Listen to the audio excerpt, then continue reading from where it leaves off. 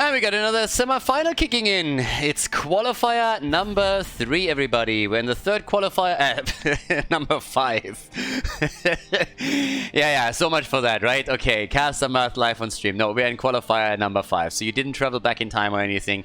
It's not qualifier number 3. No, it's the 5th qualifier of the X Cup Summer, and we are in the first semi-final. We got the Hardos against the flipping Mafia, a kind of new team, as you can already see here too. So again, as the qualifiers continue, we have a few more teams coming in. The Donuts, for example, started playing the X Cup Summer in the 4th qualifier. They're currently not in the 5th one either, but this entire tournament setup is designed so that the teams don't have to participate in every single qualifier, especially the top teams, that they can pick and choose a little bit. If one of the players or two of the players don't have time on a specific Sunday or Wednesday, they can always play at a different date. At the end of the day, you're just accumulating points depending on your performance in these qualifiers. Now, the Hardos, they are very, very diligent when it comes to all of these events. They have played in every single qualifier right now, and they've done exceptionally well, especially in the first 3, where they locked in the tournament victory, which means that they are now in the leaderboard at the number 1. And again, after all 10 qualifiers are done, the top 8 will move on to the playoffs. The top 4 will be playing in the winner bracket, and the bottom 4 will start in the lower bracket. And there's 4,000 euros of prize money on the line. I also have to highlight again that the X Cup Summer is privately sponsored by Heroes of the Storm fan that has been playing and watching the game ever since Alpha, which is pretty awesome, and wants to give back to the community now in the days of post-HGC. And yeah, it's pretty impressive. By the community, for the community. This is pretty much what we're watching here. Now we got Tyrael and Vala set up by the flipping Mafia. X-Ray playing on the team, by the way, so this should be kind of fun. And the Hardos coming in still as the favorite, even though obviously the red team is quite strong. You should recognize a lot of the names over here. We got Junkrat in, we get the Haka on Sky Temple, and we have also a Lucio set up as the first pick for Yasuo again. I mean, the guy is so annoying on Lucio, it's ridiculous. Zagara gets banned as so often these days. I'm just wondering... Nah. For a second I was honestly thinking, hey, do you maybe at some point even think about banning the Vikings again? There were days in the past where you could play Vikings on Sky Temple, but given the setup here, it doesn't really make a whole lot of sense for them, and I already would have expected that that hero would not really play a role here. But ETC gets banned instead, so Bad Benny can't go for a stage dive ETC or a mosh pit. Not really sure if that would have been the biggest risk there, but either way, if you have Junkrat, you obviously hope to get some additional stun at the front so that Junkrat can follow up with the mine on it. Traditionally, the heroes that we're talking about in that setup is something like Varian and Nuburak that can play around it really well. But especially the Varian pick doesn't jive too well with Lucio. Stukov gets banned against Tyrael. And Tyrael, by the way, can go for Sanctification, especially when we're talking about boss fights in Sky Temple, but we have seen a lot of Judgment lately as well. So if you're trying to go for some insta-kill against someone, Judgment can be kind of funny. And Tyrael was always a righteous bastard, so he likes to judge people.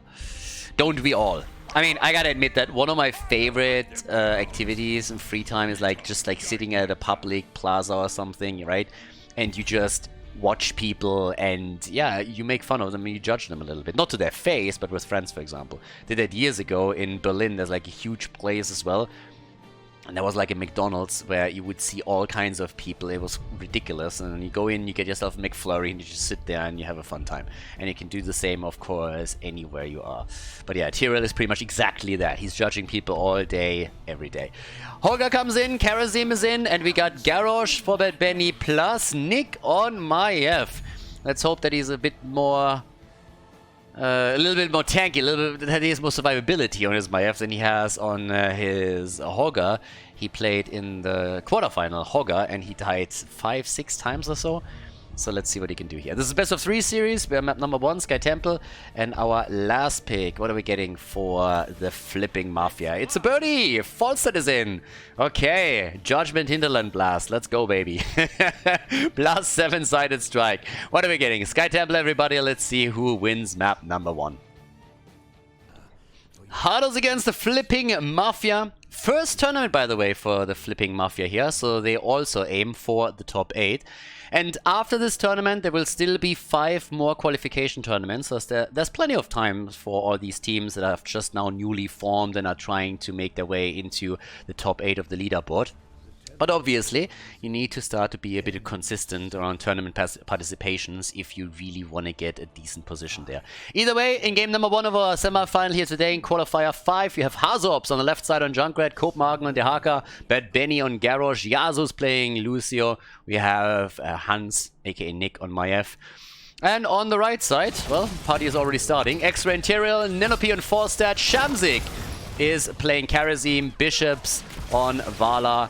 And last but not least, we got Farlander on his Hogger. So, there we go. Okay, either way, a little bit of action already happening in the middle of the map as everybody's shifting their attention. Here comes the tether, and X-Ray finds himself in trouble. We have stacks for Falstead, which is pretty much exactly what you see these days when you're talking about a birdie play. So the build has changed since the last patch quite significantly. And that's what's currently going on here. Something else that's going on here is that Yasu is way out on the other side of the map and nearly gets punished for it, but is still able to slide away. So not a big problem for him. Yeah, at the same time, we have still Bad Benny eating a bit more damage. They're trying to aggressively invade here. That's also been the theme of the early game so far, that the blue team is looking for opportunities to lock the first kill in. They have an aggressive lineup with Garrosh, with Maiev, and of course with Yasu establishing or powering all of this. And they are trying to take this. I mean, damn, they are really taking a risk here. Holy shit. And they get it. They take down X-Ray. He's the first blood of the game. The camp is stolen away. What an opening for the Hardos. Not only do they lock in the kill, but they also steal the camp. That's a fantastic opening for them, and it immediately results in an experience lead for the Hardos. Pressure at the bot lane, as Yasu was even sitting between the mid and the bottom lane to make sure that any potential rotation towards Copenhagen would not only be detected, but also slow down a little bit. That allowed Dehaka to do damage at the bottom of the map. They're going in for the camp, and this is really, really cool. I mean, damn. I'm getting a lot out of this now. Any damage that you do against structures on this map is worth a lot, because the objective attacks structures directly, so anything that you can accomplish without using the objective goes a long way, and will eventually take the option of your opponent away to trade objectives with you. And that's a situation that the Mafia might kind of face soon here. It's a little bit too early to tell. I mean, it's not like they're taking the fort down yet, but it matters. Big fight already at the top, as our one-on-one continues at the bottom too. It's about the 2 camps that have been escorted in. Everybody is just dancing around the wall here, and the flipping Mafia is trying to push back a little bit as well. Half or one of the towers is nearly completely destroyed. So they're definitely not just sitting back and taking this. But if you look over to the experience lead for the Hardos, it's pretty significant. I mean, they walked away with 2 of the Siege Giant camps. They got the kill. An early level 7 would go a long way. And this is obviously a nasty setup. You have the camp right in the tower range already. The shots are being fired. They're trying to trade objectives, but the Hardos are taking the position. A good flip against Bishops on his Vala. He's trying to get out, but Nick is low and Nick is down, and so is Hazu. Everybody dead and dying in that little encounter. And boy, that got spicy quickly. And it's not over yet. They're still trying to go for Copenhagen. But as they're still fighting for this, let's take a quick look at that last encounter. Check this one out. First they make the play for Vala. She makes it out and they turn it against the Hardos. Lock in the kill on Maiev. Nick dying first. Then Junkrat dying, but Vala also biting the dust afterwards. And this game just got real spicy. Yeah, all over the place now. Level 7, Hot Pursuit. We get the Boomerang in to capitalize on the stacks on the level 1 talent. So far, Falstad has 19. 20 stacks for Vala. Bishops towing the line again. And they get the shots from the objective. Level 7 versus level 7. Tiny lead experience is still there for the Hardos. But it's far away from the big advantage that we had earlier. They still get some shots. Do some damage over here. Oh, that's a nice interrupt. Just as they attempted to hearth back, no mana left for Shamsik and X-Ray, and that cost them time. And that is time that the Hardos can now use to push the top lane even further. Junkrat at the bottom of the map is also starting to put more damage onto the gate and the towers. And the mid lane has been pushed a bit too, so the Hardos are once again in the driver's seat in this first game of the best of 3 series. But yeah, looking pretty decent right now. And they're invading again! Hardos, they want those kills. But the problem is that Yasuo took a lot of damage in that encounter very early on and has to be careful that he doesn't get eliminated. It's the kill against Tyrael that starts things off though. Bad Benny eats the explosion, but they're still fighting over it. And the red team hasn't given up yet. They're fighting a 4 versus 5 here. They hoped to get the kill, but they couldn't. And now there's the kill on Hogger. They want to go for Shamsik. Karasi makes it out. Nick! They turn it on Vala and they get the kill. Here comes Karasim and he gets at least 1 counter kill. Oh my god. Big win regardless for the Hardos obviously, but that was all over the place. Look at this. Everybody's so low. Bishops wanted to come in. If he would have had a multi-shot there, he could have killed 3 with 1 single hit. But it was on cooldown already. He didn't get the angle. And then he dies after that as well. 5 kills to 4. Level 10 is already in. God, what a game. Decimate on Garrosh.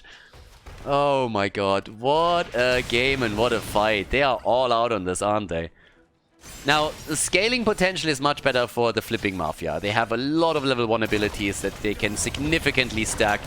That might be a problem later on. 7-sided strike. Nicely done. Well played. Isolation gets used too as the Haka is coming in. Copenhagen with the drag attempt and he connects it. He isolates 3 in this case, but now he's all of a sudden becoming the target of attention. So he needs to be careful here. They're still making the play for Farlander. Yeah, X-Ray's a little bit low. Look at Bishops. He has no hit points. Nobody died outside of Lucio in that little fight, but, well, maybe... No, X-Ray gets out too. They got close though. The problem is that the fountain is already gone, and that means that the blue team has an easy access to the bottom temple and can very likely lock all of the shots in. There's still a fountain over here on the left side, so in a chance for the Hardos to always move back, tap the fountain if they have to. The fort is already gone, and you can tell with the shots now being fired towards the middle how big the lead is for the Hardos and structures, and that's actually very significant. The kills are not the big story here. Everybody's low, so now they have to tap at the fountain. They should have the cooldown up. Benny, okay. That's a bit low too. There we go. Tap is in. Nick, on the other hand, doesn't have it, apparently. He's still on cooldown. So the Haka has shifted away into the mid lane. At least a few shots get fired by Farlander and his boys. But the lead in experience is... sorry, not the experience. Experience, I guess, to an extent, too. The lead in structural damage is pretty significant now. Fort in the mid lane nearly destroyed. Top lane has taken damage. All the fountains on the outer ring of defense are gone. That's huge. That's actually very, very huge. So yeah, in the middle they are fighting again for another kill against X-Ray. Gets tethered back in. X-Ray! And... can they save him? There's the sanctification. Yeah, no judgment for him today. X-Ray still on the run and there's the kill. He dies again. Well, he activates his trade value as he is trying to get some kills in, which didn't really work out. They're going for Nick, and they get him. But Copenhagen, you monster! Copenhagen with a kill, the double kill, not quite. But well, actually, he gets the double kill. He takes Falset instead of Vala. Can't lock in the kill against Vala, and he's like, well, then I'll go for the birdie. So he takes Falset down. And this game is nuts. We're 9 minutes in and we already have 14 kills. And the story continues with Farlander being focused. And he also gets dropped. Junkrat is the one with the kill steal, as Yasuo did most of the work here. The top lane pressure is also on. The camps are colliding. Copenhagen gets attacked. Copenhagen. Yeah, he's gonna get out, isn't he? Yeah, should be able to. Copenhagen escapes.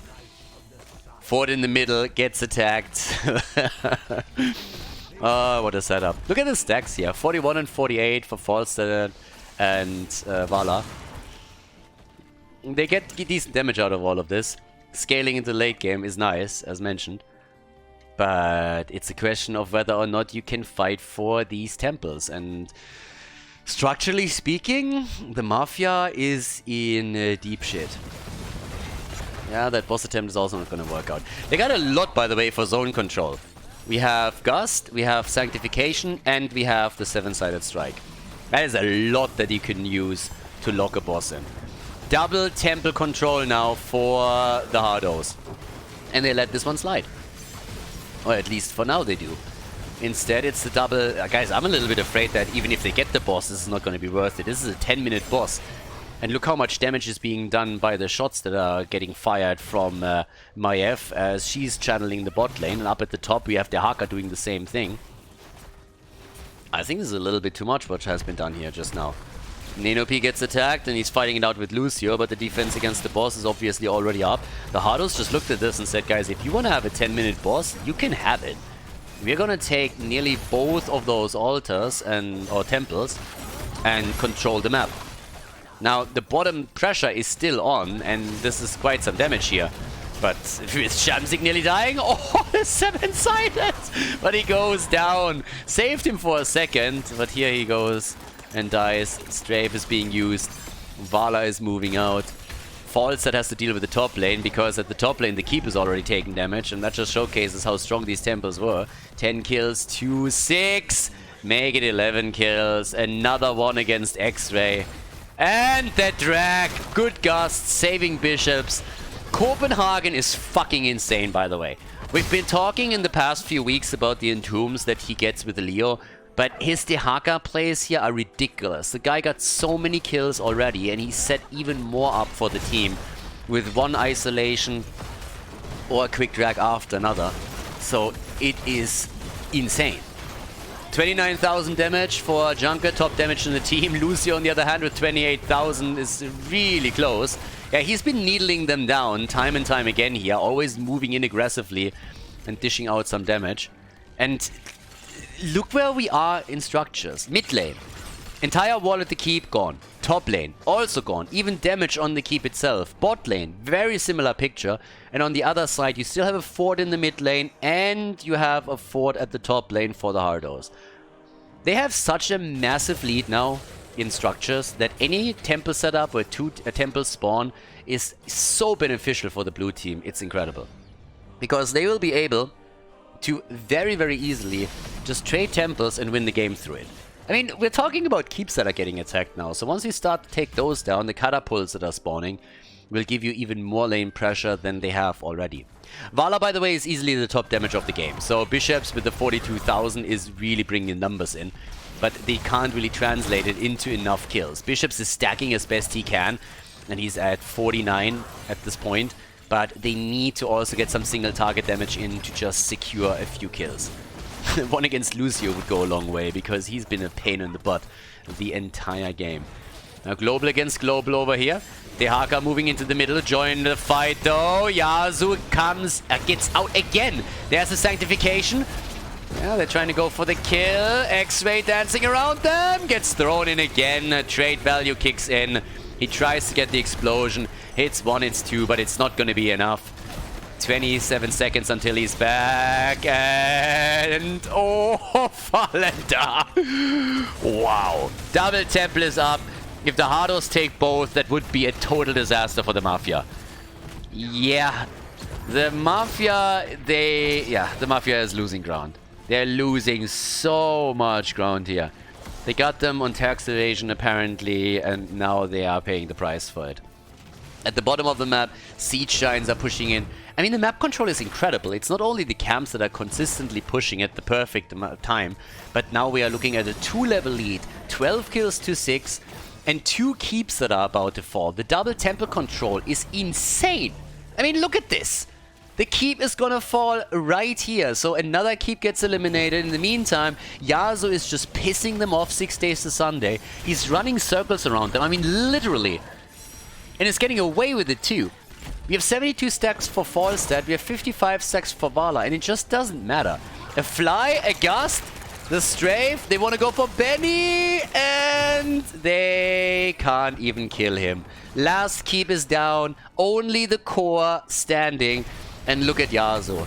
Yasuo is just running from left to right, right to left. He gets the kill! You gotta be fucking kidding me! He goes up against 4 and he gets a kill! I mean, come on, dude. They got level 20, boss is up in 15 seconds. 4 versus 4, there's the kill, the isolation of the Haka. They kill X-Ray again. What a game. What a game. This is ridiculous. Bishops gets attacked, 17 kills to 7. Boss is up, 5-man team wipe, and they make their way towards the core. This is insanity. Oh my god. Nice. Very, very nice. Honestly, Hardos, incredible play here. And we have to single out Copenhagen and Yasuo. Yasuo just annoying them time and time again. Another kill against Hogger. Then you have Copenhagen, of course, with nearly the perfect game. Gus to buy them a little bit more time for Tyrael and the rest to come back. But they're already losing hit points on the core. They want to maybe even go for the birdie here, and why wouldn't they? The Riptire is in, there's the drag, a flip, and the bird is down. Gets thrown around by the tornado too. That's game. Very, very well played by the Hardos as they take the lead in the semi-final against the flipping Mafia. Before we head into game number 2, make sure that you subscribe to the channel if you haven't done it yet so you don't miss out on any future content here on Khaldor TV. Game number 2, Battlefield of Eternity. The Hardos have taken the lead. And Lucio gets banned. Yasuo was absolutely crushing, and not only did he push out an insane amount of damage in the last game, but he was just pissing them off the entire time. The guy ran circles around them, got multiple kills, going up against 4 heroes at times, and able to kill one of them. It was ridiculous. So now we got the Mafia with the Lucio ban. Zagara still gets banned out. A little bit of a different setup, of course, here with Battlefield of Eternity being the map. 2 lanes and a lot of team fighting in the middle happening. But I like the aggression that came initially from both teams. The Hardos just were way more coordinated here. Now, again, I'll also put this in perspective. The Hardos have pretty much played with this lineup for a long, long time. Now, some of you might jump in immediately and say, like, but wait a second, didn't they just get Copenhagen? Isn't Chris out of the team and Copenhagen is now playing with them? And yes, that's true, but the core of the team is still the same, and that's something that will give you a certain amount of synergy. Now, to an extent, you can argue that the flipping Mafia has also a decent core here, but they have X-Ray now in the tank position, and he's just with them now. So there's definitely some adjustments that have to be made. It's also the first time that the flipping Mafia, as this 5-man, is participating in the X-Cup summer qualifiers. So there's definitely a bit of an advantage for the blue team, and obviously the fact alone that they already won 3 of the qualifiers is pretty incredible and kind of shows you that they are the favorite heading into this match one way or another. But again, for the Mafia, the semi-final participation is already a big step into the right direction. They want to get more points for the playoffs, so even if they would lose the semi-final, they still have a chance to get even more points by participating in the third place match after that. But obviously the goal is to move on to the grand final. In order to make that happen, they need two map wins here. We got a Vala opening, Malfurion as the follow-up, and we get Imperius from Farlander, so it looks like we're going to see him as a side laner, not as a main tank setup. Bans on Hanzo. So, and Li Ming too. Wow, they're actually banning out a lot of the normal immortal damage that you would see here. Maybe we're going to get Jimmy? Exterminator pick for the Hardos, given what's banned out here. Vala's taken away. There's no Hanzo anymore. Li Ming has also been taken out. Zagara is claimed. There's obviously other approaches that you can take here. If you're playing with Stukov and Urel, you could technically try to simply go for kills and kill your opponent's team and not focus on the immortal per se, but just go for the team fight, win that, and then turn your attention towards the objective. Quick ban on Uther. Jimmy with Exterminator is still one option that you have for the damage output there if you want to focus on the immortal, so that would be one. I mean, there's a couple of others, but they are mostly on the side lane, and with Urel already claimed, I don't really think we're going to see that. For a long time, we would have seen Malthael, for example, being picked in a slot potentially. But they go for the Zul'jin setup. All right. We had the Troll already a couple of times. I think the last time that we saw it from the Hardos was on Tomb of the Spider Queen. Might be 2 tournaments ago. Qualifier 2, Qualifier 3. So, yeah. They go for Zul'jin. And the last time that we saw the Hardos with Zul'jin, they destroyed. He stacked to an insane amount. It was ridiculous. The guy had, what did he have at the end? 70, 80? I mean, they just completely obliterated everything that was in their path.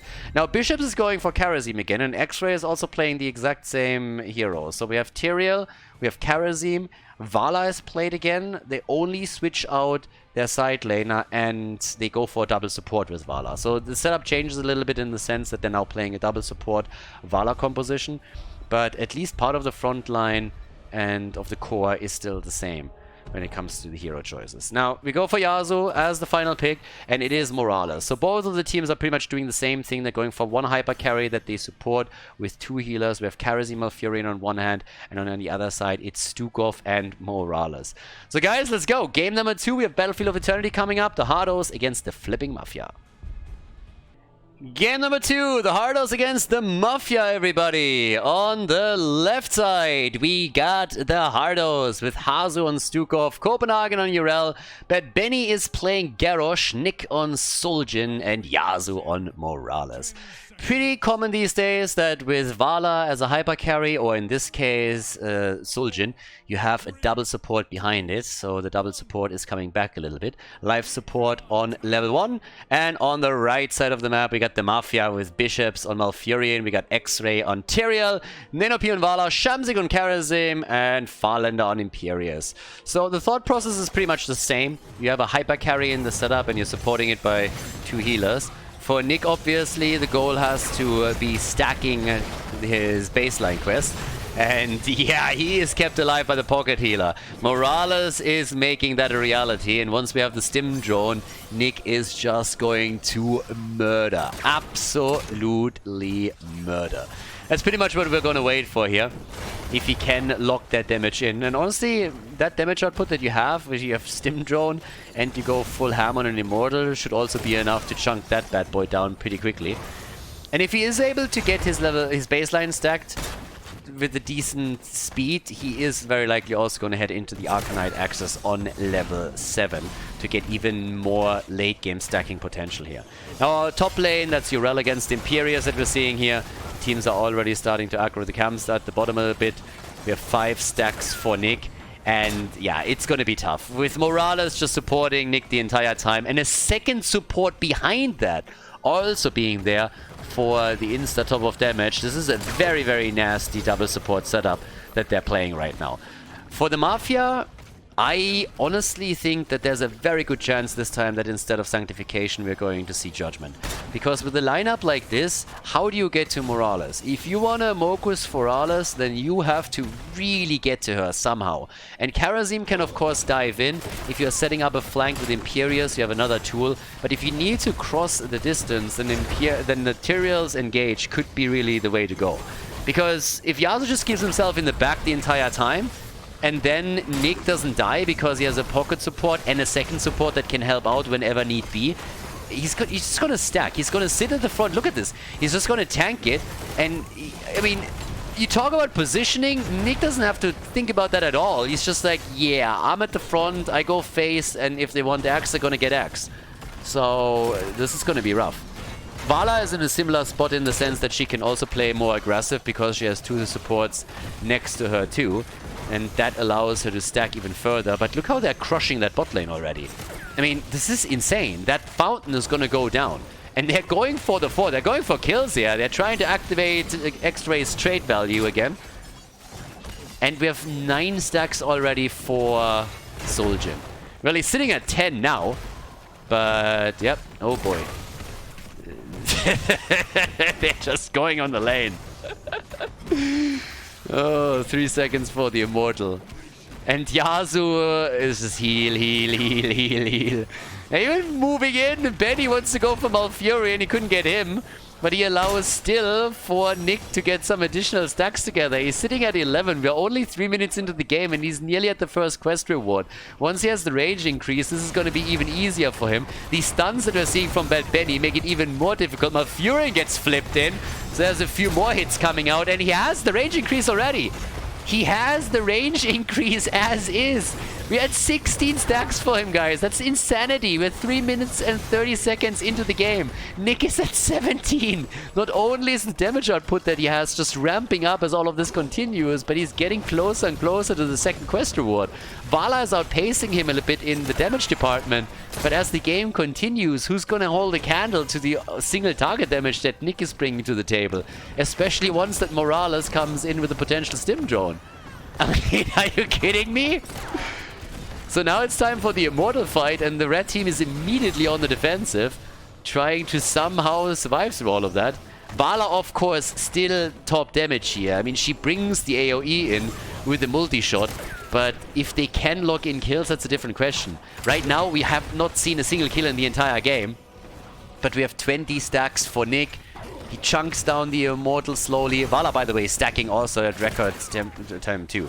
46 for her. That's not too bad either. We're talking a lot about Nick and his stacks, and it is impressive. But it's not like Vala is bad either. Ninopi is currently sitting at 46, 4.5 minutes into the game. So yeah, that's going to be some insane Vala damage on top of all of that too. But then again, Nick, you look at him here. He doesn't even have the level 7 yet, but it's going to kick in soon. The fight is finally there. Maybe a first kill. They're going for X-Ray again. X-Ray in trouble, but he jumps out. 26 stacks for Nick, and here are the Arcanite axes. It's incredible. They're going for the halftime show here, and the double support is just brutal. Both sides have not lost a hero yet. The supports are doing work, but the Immortal, or at least the 50%, get locked in by the blue team. Yeah, and here we go. They're starting to make a quick play for it, and I don't think there's a chance the Hardos lose out here. Nope. They get this easy peasy first Immortal in their hands, and they're even aggroing the camp in time so that they can take it too. And up at the top, they should be able to do quite a bit of damage now. Yeah, this is getting real dangerous. Vala is at 50. Nick is at 26. Like, what the hell? I gotta admit, the double support is always a little bit weird, but this currently is kind of fun. Again, the dynamic is going to change very, very heavily once the level 10 abilities are in. Then that's a totally different ball game. If you have level 10s, oh boy, you can go for so many aggressive plays. It's getting nasty. Yeah, 27 stacks now. Once he is at the 30, he gets the double swing on the Arcanite axis for even more stuns, and he is closing in. I mean, he has it any second. There it is. 6 minutes and 16 seconds, and he's done with it. 6 minutes and 16 seconds, and he's chunking.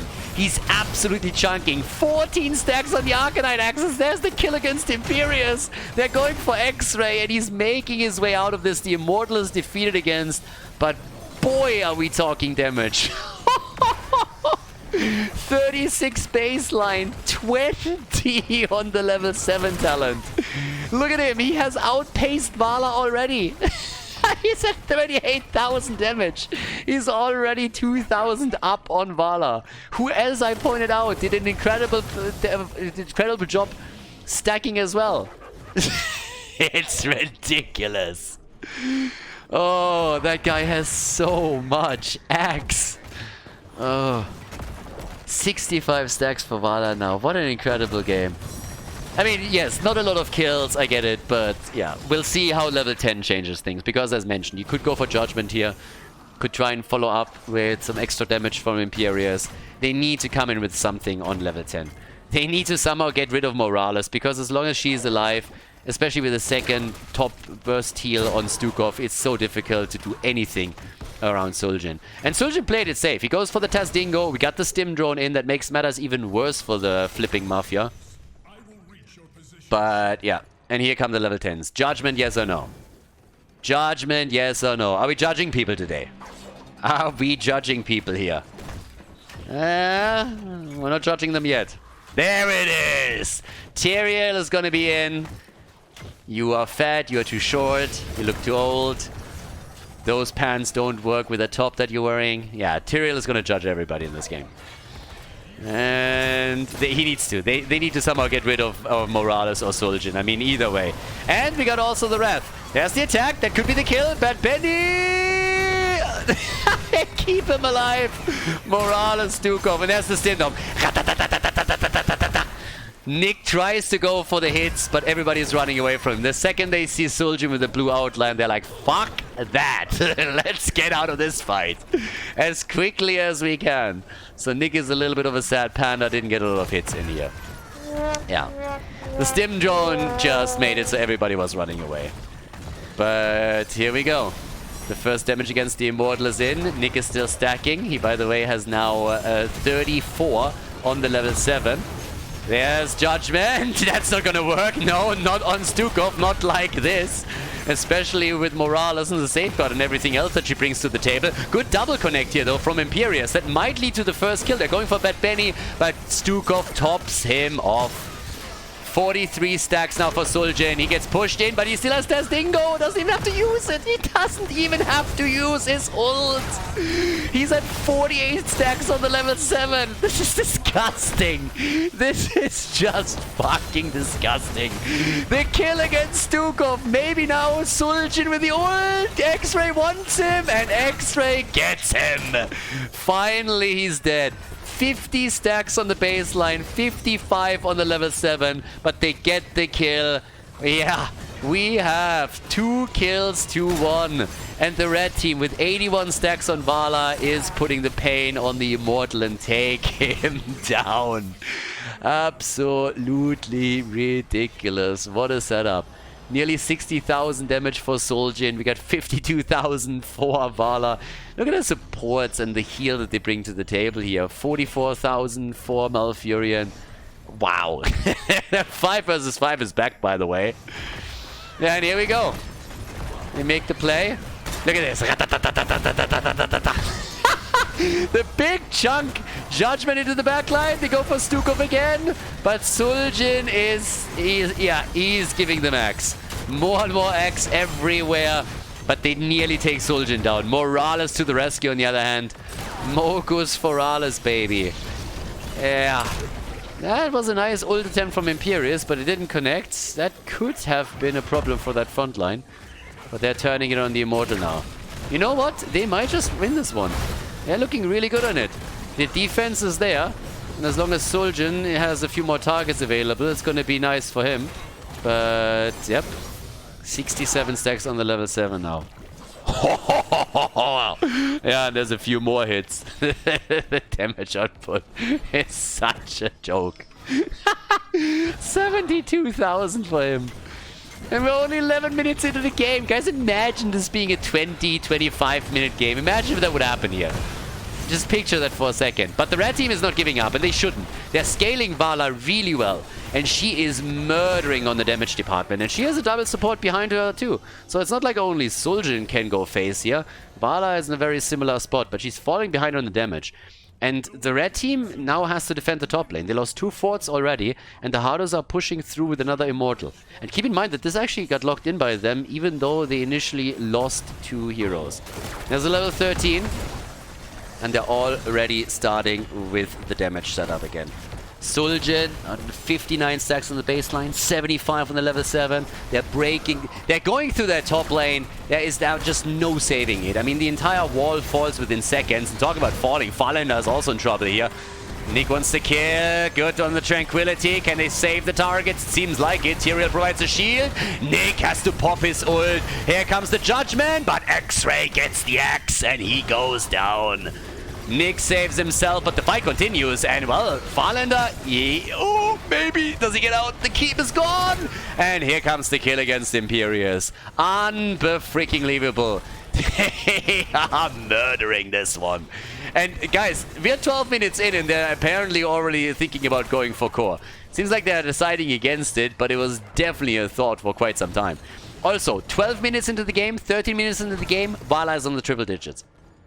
Vala is on the triple digits right now. 102 stacks for her. This is the game of stacks. That's what we're seeing here. Screw the game of throws. This is the game of stacks. 3 kills to 2. And we have insane numbers. I mean, may I direct your attention to the stacks on the level 7 Talon on Suljin? 88 when level 14. He has 91,000 damage already. 91,000. Benny is all the way topside. And down here, it continues. Nick is having a fun time, I can tell you that much. It's not going to take long for him to join the 6-digit club. He's going to be at 100,000 damage in just a bit. Ridiculous. Yeah, and of course, the experience lead, that's a whole different story. We are now closing on level 16 Talons. So this is getting real difficult for the Mafia. Because you gotta close that gap. And now with the Immortal spawning in 28 seconds, good luck trying to make that happen. There's no chance to get that in time. Maybe if they can delay and push it to a halftime show or whatever, they might be able to get it for the finish of the Immortal, but even that is a little bit of a stretch. And with level 16 Talons in, we now get the extended care. So that's even worse. Not only that. So first of all, we got extended care. That's kind of awesome. And on top of that, we got the wrong place, wrong time. And with the way that he's been stacking and YOLOing them out in the team fights, oh my god. He is going to chuck that hit point pool on the other side down so quickly. It's ridiculous. They lock in the halftime show without even a single damage point being put on theirs. Because the red team, as I said, they're trying to get level 16. They're desperately attempting to somehow get experience here, but now they can't. So they're going for the defense instead. And they know this is a shitty fight. Good Indomitable from Bad Benny, by the way. As they were trying to lock him in. Oh, Stukov. Beautiful zone control here by Arzu. Yeah, that was perfect from him. 98 stacks, nearly tripling it. 71. Suljin is scaling. He's channeling his inner cure. And is doing so much work here. 99 stacks on the level 7. Yeah, they try to go for Shamzik here. Look how he gets chunked down by these auto attacks. I mean, check that out. It's ridiculous. It's insane. X-Ray. No, he makes it out. Wow. X-Ray makes it out. Careful though. Judgment. They try to go for the kill. But Azu is fine. And he goes for the big slap. Slaps them around a little bit. They go for Farlander. Farlander. And he dies. Farlander is down. The damage output is bonkers. It is absolutely bonkers. Vala is also... well, she's still alive, but Malfurion is dead. But Vala is on the run, making it back to the fountain, and they can go for the 100% Immortal. Guys, the big question is, can the flipping Mafia save the core now? Yeah, that's what I thought too. I think it's going to be nearly impossible. With that lineup, with all the power that comes through, the Immortal at 100% shield, it's going to be difficult. To be fair then, it is 16 minutes, so we're not talking about 25-minute Immortal. Yeah, maybe, but you need kills, and the question is, how do you get those? They're trying to set Farlander up at the side so that he can move in and attempt to get a kill from the backline. Yeah, and they might get it. They might get it. They're going for Stukov. Azu! Karasim is dead. Hazu's alive. Hazu's alive. Oh my god, no. Hazu survives. Everybody on the red team is dying though. Yeah, they're getting all of them. Farlander down. 3 already dead. They go for Vala. She's down. Only Bishops is alive. He gets chunked to half HP by Suljin alone with 1 single cleave hit. Malfurion is on the run. He's using the French defense to his advantage as he's trying to run away from everybody. The core can't run. The core goes down. This is it. 125,000 damage for Suljin. 2-0 victory for the Hardos as they move on to the grand final of qualifier number 5.